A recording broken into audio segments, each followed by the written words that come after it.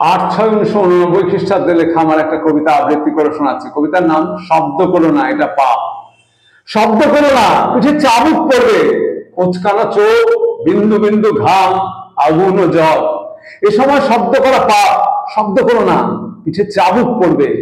হঠাৎ ক্ষিপ্ত হয় নিরীহ ছেলেটি, ঝটিতে উঠিয়ে নেয় পাপ, হেঁটে যায় দৃঢ় পদক্ষেপে তপ্ত আগুনে। সবাই চমকে ফিরে দেখে সামনে তুষের আগুন। ওরা কেঁপে ওঠে, তুলে দেয় স্বপ্নের কুড়ি ক্ষিপ্ত আগুনে।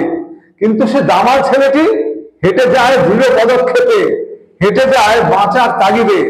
প্রতিবাদ করে, বলে স্বপ্ন দেব না, প্রতিকার চাই, ভাগ দিতে হবে আগুন ও জল, নইলে কেলেঙ্কারি হবে। কেউ কোনো কথাই শোনেনি, দূর থেকে দেখেছে আগুন। আর যত মাটির মানুষ সবাই বলেছে এটা পাপ। পুড়ে গেল আগুন ছেলেটি, পুড়ে গেল প্রতিবাদী ভাষা, লাশ কাটা ঘরে।